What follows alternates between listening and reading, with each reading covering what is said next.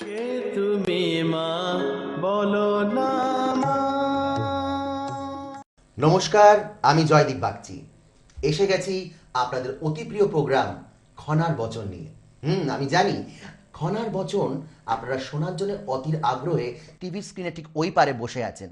আর দেরি না করে আমরা শুরু করছি আপনাদের অতি প্রিয় খনার বচন।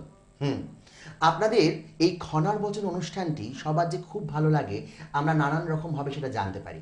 তাই তো আমরা সবসময় বলি খনার ভিটায় জন্ম তার, উনি ভারতের অলংকার, অন্তরে সন্ন্যাসিনী, বাংলায় তথা জগতে জ্যোতিষ জননী খনামা। একদম সত্য। খনামা আমাদের জীবনকে কিভাবে পাল্টে দেয় দেখবার মতন, একদম দেখবার মতন। আপনাদের প্রত্যেকের ভাগ্য যে খনামাকে আপনারা পান, তারা যারা খনামার কাছে আসেন তারা প্রত্যেকেই জানেন যে মার কাছে আসলে পরে কেউ বেমুখ হয়ে যায় না, সবাই ফল পেয়ে যায়। তাই তো আমরা সবসময় খনামায়ের কাছে আসি। একদম ঠিক। খনামা আমাদের সব রকমের দুঃখ বলুন, বেদনা বলুন, ভালোবাসা বলুন, যন্ত্রণা বলুন, সে সব নিয়ে নেয়, নিয়ে বলে তোমরা এগিয়ে যাও, চিন্তা কি, আমি তো আছি। এই তো আমাদের খনামা। সত্যি কথা, মায়ের কথা যত বলবো তত হয়তো কম বলা হবে। পুরো দিন পুরো রাত কেটে যাবে। মা কিভাবে যোগ করেন জলে দেখবার মতন। মাকে হাতির সুরে মাকে আশীর্বাদ করছে, কি অপূর্ব দৃশ্য। মা গুহার ভেতরে মা দিনের পর দিন যোগ করছেন, সাধনা করছেন। কার জন্যে? আমাদের জন্যে, যেন আমরা ভালো থাকি, আমরা সুখে থাকি, আমরা শান্তিতে থাকি। সত্যি মা আমাদের সবসময় পাশে আছে, সাথে আছে। তাই তো বলছি এই যে খনামা এসে গেছে প্রত্যেকের ঘরে ঘরে। মা একদম তোমার জন্য এবং তোমাদের সকলের জন্য প্রাণ ভরা ভালোবাসা নিয়ে আমার এখানে চলে আসা। উদ্দেশ্য একটাই, জেনে রাখো সবাই, আমরা সবাই মিলে ভালো থাকতে চাই। সর্বদাই সর্বদাই সবাই ভালো থাকতে চাই। তার কারণ কি জানো? একা ভালো থাকা নয়, সকলে মিলে ভালো থাকাকে তবেই ভালো থাকা কয়। আর তেমনি করেই ভালো থাকতে হয়। তাই তো সর্বদা তোমাদের জন্য চিন্তা করি।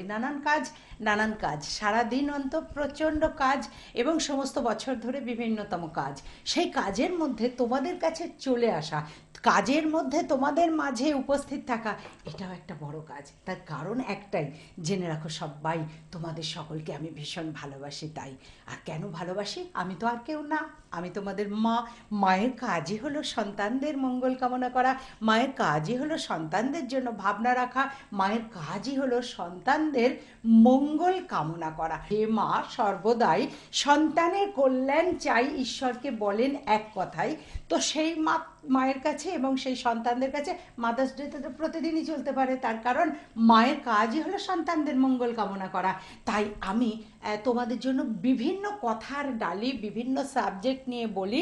তার কারণ যাতে আমার ইচ্ছা যে তোমাদের এমন যেন মনে না হয় যে শুনলাম ঠিক আছে ভুলে গেলাম, তা নয়। আমি বলি যে আমার কথা শোনো, আমি যেগুলো টিপসগুলো দিচ্ছি সেই সমস্তগুলো, সেই ক্রিয়াগুলো তোমরা ঠিক মতন করো। যেটা তোমরা বলো হ্যাঁ মা তোমার দেয়া ক্রিয়াগুলো শুনে করে খুব কাজ পেয়েছি, উপকার পেয়েছি, ব্যাস আমি এতেই শান্তি, এতেই শান্তি। আমি কখনো হ্যাংলার মতন কারোকে বলি না, ছলে বলে কলে কৌশলে বলি না আমার চেম্বারে এসো, আমার কাছে এসো, আমি সব সমস্যার সমাধান করে দেবো। না, না গো না। কারণ আমি যে আর কেউ না, আমি তোমাদের মা। মায়ের কাজ একটাই, জেনে রাখো সবাই, মা চায় সন্তান যাতে সদাই সুখী হয়। আমার সন্তান যেন থাকে দুধে ভাতে, ঠিক সেরকমই সন্তান যেন সদাই সুখে থাকে। সেই কারণে আমি বলি কি, আমি তো তোমাদের বাড়ি চলে এসেছি, আমি বেশ কিছুক্ষণের জন্য তোমাদের গৃহে রয়েছি, সেই তোমাদের কাছে রয়েছি, তোমাদের কাছে বসে রয়েছি, তোমরা অনুষ্ঠানটি দেখছো। আমি আপ্রাণ চেষ্টা করব যাতে তোমরা ভালো থাকতে পারো। আমার এই অনুষ্ঠানগুলো শুনে তোমরা ক্রিয়াগুলো করে তোমাদের নিজেদের ভালো নিজেরাই করতে পারো ঘরে বসে। আসতে হবে না কষ্ট করে। কারণ জানো তো, বলা লাগে না, এমনিতেই এত মানুষ চেম্বারে আসে, অনেক মানুষকে ফিরিয়ে দিতে হয়, আমার তখন বড্ড কষ্ট হয়। তাই নতুন করে আর কারুকে ডাকার সামর্থ্য নেই বলবো না, সময় নেই। অর্থাৎ এত মানুষ এমনিতেই আসছে, এত ভিড় হয় চেম্বারে, আবার করে কারুকে নিমন্ত্রণ করব? নিমন্ত্রণ তো মানুষ ততটাই করে যতটা তার আয়োজন থাকে। তো এই সময়ের আয়োজন যতটা, ততটাই মানুষ চলে চলে আসছে, নতুন করে কারুকে আহ্বান করতে পারছি না। তাই আমি চলে এসেছি তোমাদের গৃহে, তোমাদের ঘরে, তোমাদেরকে বলে দিচ্ছি তোমাদের মঙ্গল করার তরে তোমরা কিভাবে কি কি ক্রিয়া করলে কি কি বিপদ থেকে মুক্ত হতে পারলে তোমাদের ভালো হবে সেইগুলো নিয়ে। জানো, যখন চেম্বারে আসি বা যখন ফোনে তোমরা কথা বলো, আমার সব অ্যাসিস্ট্যান্টদের সঙ্গে কথা বলো, তখন তোমরা বলো মাকে বলবেন একটু এই বিষয়ে যেন কথা বলে, মাকে বলবেন যেন এই বিষয় নিয়ে একটু অনুষ্ঠানটা করে। তোমরা যখন চেম্বারে আসো তখনও সেই কথা বলো। তাই তো আমার ভাবনাটা রাখতে হয়, দূরদর্শিতা রাখতে হয় তোমাদের চাহিদা অনুযায়ী, অর্থাৎ তোমরা যেগুলো প্রশ্ন করো বা লাইভ অনুষ্ঠান যখন করা হয় সেই সময়ও তোমরা কি করো, লাইভেতে অনেক রকমের কথা বলো, অনেক রকমের প্রশ্ন করো, সেই প্রশ্ন অনুযায়ী আমি প্রোগ্রাম করি। আমি বলি ঠিক আছে, লাইফে তো এত কথা বলা যাবে না, সেই উত্তরটা দেওয়া যাবে না, নেক্সটগুলো যখন তোমরা শুনবে টক শো, তখনই তোমরা তোমাদের মনের কথা মতন ঠিক মতন জানতে পারবে। কারণ আমি বলি, বলো না কাতর স্বরে বৃথা জন্ম এ সংসারে, জীবনে সমস্যা হতেই পারে, ভয় কি, আমি তো আছি তোমাদের সকলের তরে, আমি আছি তোমাদের সকলের তরে। ঠিক এই মুহূর্তের জন্য আমি এসে গেছি তোমাদের সকলের ঘরে, তোমাদেরকে প্রাণ ভরা ভালোবাসা দেওয়ার তরে। আজকে যে অনুষ্ঠানটা নিয়ে কথা বলবো, যেটা তুমি বলছিলে আমাকে, সেই অনুষ্ঠানটা নিয়ে কথা বলবো যে সমস্ত মানুষ, দেখো আমরা এই সংসার জগতে এই ধরাধামে ধরা পড়ে গেছি, অর্থাৎ পৃথিবীতে জন্মগ্রহণ করেছি মানে ধরাধামে ধরা পড়ে গেছি। তো এই যতদিন ধরাধামে ধরা পড়ে আছি ততদিন আমাদের ঠিকমতো কর্ম করে যেতে হবে। কর্মচ্যুত যদি হয়ে যায়, কর্ম থেকে যদি ভুল কর্মের পথ বাড়াই, পা বাড়াই, তাহলেই আমাদের বিভ্রান্তি। মানুষ যদি এইগুলো আমরা বুঝতে পারি, বোঝাতে পারি, তাহলে মানুষ এই কষ্টের থেকে অনেকটাই রক্ষা পাবে। সকল মানুষকে দেখি যখন, ফেস কাটিংগুলো যখন দেখি, তখন মনে হয় আহারে এ কত কষ্টে আছে। সবসময় সবটা বলি না, কিন্তু মুখ দেখলেই বোঝা যায় কে কতটা ভালো আছে, কে কতটা কষ্টে আছে।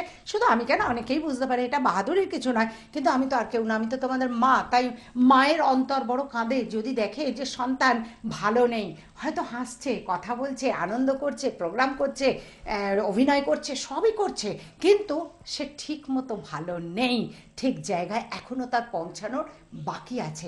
তখন মনে হয় ঠিক আছে, ওর বাকি জায়গাটা শূন্যস্থান পূরণ করে দেওয়ার দায়িত্ব তো আমারই আছে।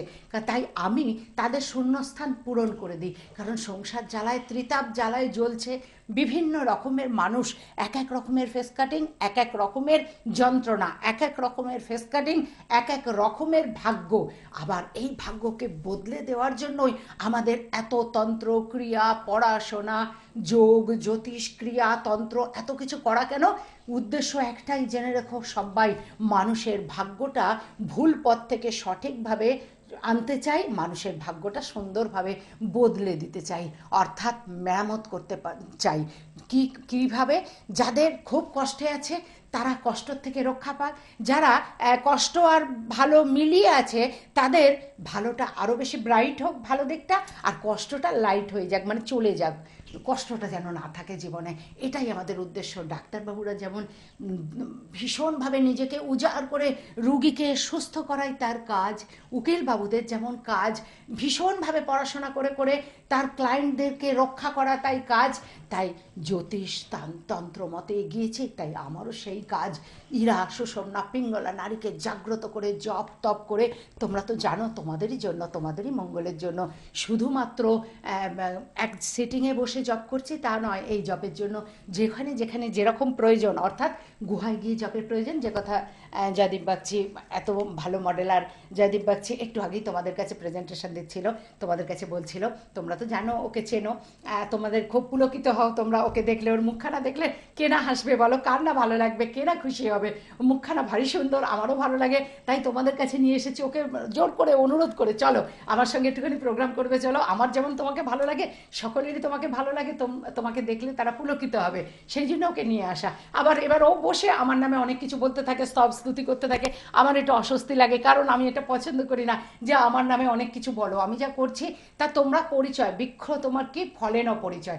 তোমরা আমার সাথে যারা এসেছো, মিশেছো, যাদের আলাপ হয়েছে, যারা চেম্বারে এসেছো, যারা আমরা কাছ থেকে দেখেছো, আশ্রমে দেখা হয়, বিভিন্ন মঠে আশ্রমে দেখা হয়, তারা জানো আমি কে, আমি কীরকম। নতুনভাবে বলা লাগে না, তবুও আমাকে এত ভালোবাসে, বলে না মা, আমার ভীষণভাবে ইরিটেশন হবে আমি যদি তোমার নামে কিছু না বলতে পারি, তাই জন্য বলে আর তোমরা শোনো। কিন্তু আমি যেটা বলছি সেটা হচ্ছে যে মানুষের ভালো থাকার একটা দিক এসো আমরা বেছে নিই। প্রত্যেকটা মানুষই অল্প বিস্তর কম বেশি কষ্টে আছে। যে পড়াশোনা করছে, পড়াশোনাটা মনে থাকছে না, তার একটা যন্ত্রণা। তোমাদের জন্য আমি আগেই বলেছি, পারিজাত সরস্বতীর যে যজ্ঞ করি, যে হোম যজ্ঞ করি, এবং প্রত্যেক শ্রীপঞ্চমী, প্রত্যেক মাসের শ্রীপঞ্চমী, শ্রীপঞ্চমী মানে অনেকের ধারণা শুধুমাত্র বোধহয় শ্রীপঞ্চমী হয়ে যায়, কোনটাকে বলা হয় অর্থাৎ সরস্বতী পুজোর যে শ্রীপঞ্চমী। না গো না, প্রতি মাসেই আমরা পঞ্চমী পাই।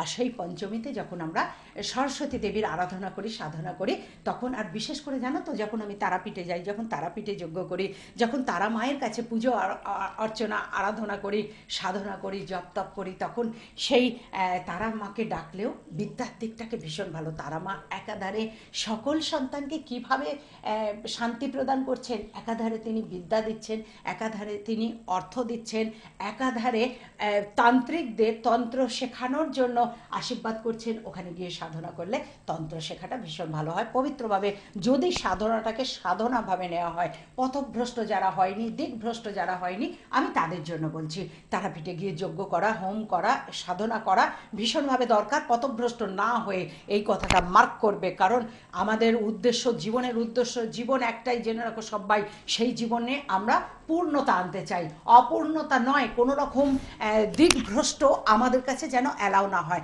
যেমন আমার কাছে হয় না, আমার কাছে যে সমস্ত তান্ত্রিক জ্যোতিষরা আসে, আমি গোপন রাখি তাদের বিষয়টা, কিন্তু তাদেরকে যখন আমি কোনো শিক্ষা দিই, যাদেরকে বলি, তাদেরকে যখন পথ দেখাই, তখন আমার একটাই কথা, দিকভ্রষ্ট হয়েও না। দিকভ্রষ্ট হলে জীবন নষ্ট, অনেক কষ্ট পাবে, শেষের দিকে পাবে অনেক কষ্ট। তাই করোনা জীবন নষ্ট। তাই জন্য সময় চলছে, টিক টিক টিক টিক করে ঘড়ির কাঁটা চলছে, আর আমাদেরকে এগিয়ে নিয়ে যাচ্ছে, যে আমাদের চলছে, আমরা বড় হচ্ছি। তো সেই বড় হব জীবনে, আমরা তাদের বড় হওয়াটা উদ্দেশ্য, আমাদের অসৎ পথে এগিয়ে যাওয়া উদ্দেশ্য নয়, সেখান থেকে আমাদের সরে যাওয়াটাই উদ্দেশ্য। তাই ঠিক মতো ব্রত যদি আমরা করতে পারি ঠিকঠাক মতন, তাহলে সুন্দরভাবে নিজেরা এগোবো, অপরকে এগোনোর সাহায্য করতে পারবো। যার জীবনে উজ্জ্বলতা আছে, যার জীবন ব্রাইট, সে অন্যের জীবনে দেখাতে পারে লাইট। যার নিজের জীবন ব্রাইট নয়, সে অপরকে লাইট কেমন করে দেখাবে? তার জন্য দরকার তপস্যা, তপস্যা ভীষণভাবে। জপাত সিদ্ধি, জপাত সিদ্ধি, জপাত সিদ্ধি, না অন্যথা, অন্য কোনো কথা নয়। জপ জপ জপ জপ। তোমরা তো জানোই, যখন আমি গাড়িতে বসি তখনও জপ করি, যখন আমি যেখানে থাকি, যখন আমি মন্দিরে প্রবেশ করি, আশ্রম মঠে, যখন যেখানে যাই, যে সমস্ত পীঠস্থানে যাই, সবসময় আমার সঙ্গের সাথী হচ্ছে জপের মালা। আর সেই সময় আমি জপ করতে করতে যাই। আমার কিন্তু লজ্জা ভয়, মানে ধর্ম কথাতে বলেছেন, ঠাকুর বলেছেন যে লজ্জা ভয়, ঘৃণা, লজ্জা ভয় তিন থাকিতে নয়।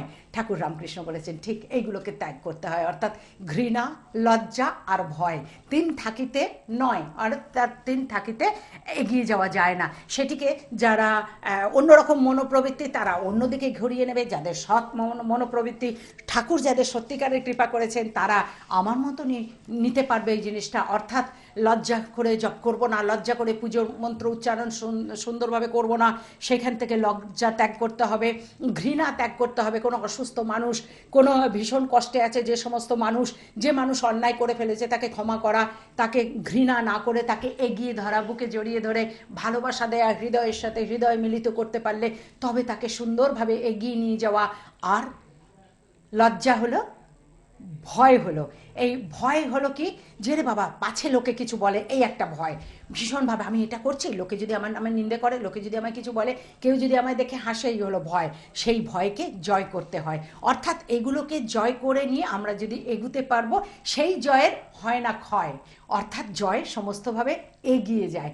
সেইভাবে আমাদেরকে এগুতে হবে। সেই যে আমাদেরকে এগুনোর জন্য আমি বলি যে মানুষ জন্মগ্রহণ করছে, জন্মগ্রহণ থেকে যদি আমরা কথা বলতে পারি না, তাহলে দেখবে যে যখন জন্মগ্রহণ করছে মানুষ, সেই সময় কি দরকার বলো তো? তার পিতামাতা, তার পিতামাতা মানে জন্ম যাকে দিচ্ছে, নিমন্ত্রণ করে, আমন্ত্রণ করে পৃথিবীতে যে পুন্তুটাকে আমরা ঘরে আনছি, মান্তু পুন্তু যাদের ঘরে আনছি, যাদের এই নিমন্ত্রণের পরেই 2 মাস পর থেকেই কি চলবে? পোলাও, মানে পোলিও খাওয়ানো চলবে। অর্থাৎ নিমন্ত্রণ করেছি, পোলিও খাওয়ানো চলবে তাদেরকে। তো সেই সমস্ত ছোট্ট বাচ্চাদেরকে আমাদেরকে কি করা উচিত? সেই তাদেরকে জন্মগ্রহণ দেওয়ার আগে পিতামাতা, আমি বলি সদ্য বিবাহ হয়েছে যাদের, পিতামাতার ছক একবার দেখিয়ে নেয়। যেমন বিবাহের আগে ছক দেখানো হয় কেন? জটক মিলন করার জন্য, তেমনি সন্তান গর্ভে আনার আগে পিতা মাতার ছক একবার দেখিয়ে নিতে হয়। তাদের এখন শনির দশা, রাহুর দশা, এই সমস্ত দশা, অন্তর্দশা, প্রত্যন্তর দশা কি চলছে। যদি দেখা যায় অশুভ প্রত্যন্তর দশা, রাহুর দশা ইত্যাদি চলছে, তখন তাদেরকে ব্রেক করতে হবে, না এখন নয়, এই কটা মাস পরে, বা তুমি সেই দশাগুলোর বাধাগুলোকে কাটিয়ে নাও, নেওয়ার পর তুমি সন্তানকে নিমন্ত্রণ করো, তাহলে তোমার গর্ভে সুসন্তান হবে, যে সন্তান দেশকে রক্ষা করবে, যে সন্তান স্বামীজির মতন হবে, যে সন্তান এই সমস্ত, যে সমস্ত মানুষ সংসার কল্যাণ করার জন্য ব্রত নিয়ে জন্মেছে ঠিক মতো, সেরকম সন্তান তোমার ঘরেও হোক, তোমার গর্ভে আসুক। সেই জন্য এগুলোকে আগে একটু জেনে নিতে হয়। জানাবো পরপর অনুষ্ঠানে আমি জানাতেই থাকবো। বাহ, খুব সুন্দর। মার কাছ থেকে তো কথা কি শুনতে পাই, সত্যি কথা খুব ভালো লাগে। খনামা মানেই ধর্মীয় অনুষ্ঠান, সাধু মহাত্মা গুণীজনদের সম্ভার। একদম ঠিক, মা যেখানেই যান সেখানেই হয়ে যায় ফুলের বাগান। সত্যি কথা, মা যে কত কাজ করে এবং মা যে কত কাজ নিয়ে এগিয়ে যাচ্ছে, আমরা যতটা ভাবি তার থেকেও মা বোধহয় আরও অনেক ধাপ এগিয়ে। তার ভাবনা চিন্তা আমাদের যেখানে গিয়ে পৌঁছয়, তার সেখানে বোধহয় অনেক আগে শেষ হয়ে যায়। আর আপনারা ভাবছেন যে আমি তো সবই বলছি, কিন্তু খনামাকে কোথায় পাবো, কি করে পাবো? চিন্তা কি, আমি তো আছি। আমি আপনাদের বলছি অ্যাড্রেস। খাতা নিয়ে নিন, পেন নিয়ে নিন, আর চট করে লিখে ফেলুন মা খনামায়ের অ্যাড্রেস। বারাসাত যশোর রোড, হাটখোলার মোড়, পুরনো শিব মন্দিরের কাছে, বিবেকানন্দ অ্যাপার্টমেন্ট, 3 তলা। প্রতি শুক্রবার Bonhooghly petrol pump stoppage, handicap হসপিটালের সামনে 28 নম্বর ঋষি অরবিন্দু সরণি। প্রতি শনিবার ঢাকুরিয়া 5 নম্বর কালীবাড়ি লেন, ঢাকুরিয়া কালী মন্দিরের কাছে।